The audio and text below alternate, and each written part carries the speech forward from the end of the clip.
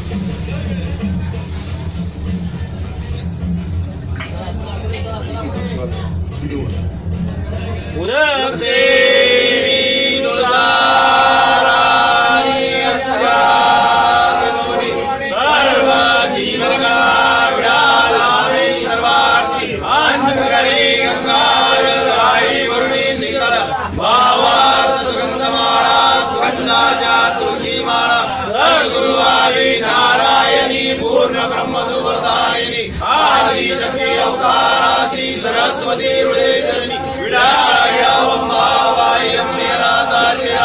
दीन भक्त इच्छिदाशी शेष प्रसाद दे वासराजा देवी मुझे लाभ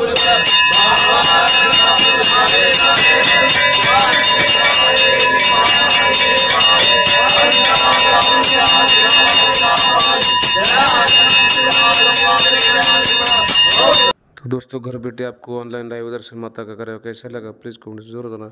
अगर आपके दिल में माता के लिए प्यार है तो हमारे चैनल को सब्सक्राइब करें और ऑनलाइन पूजा करने के लिए आप मुझे इस नंबर पर कॉन्टैक्ट कर सकते हैं।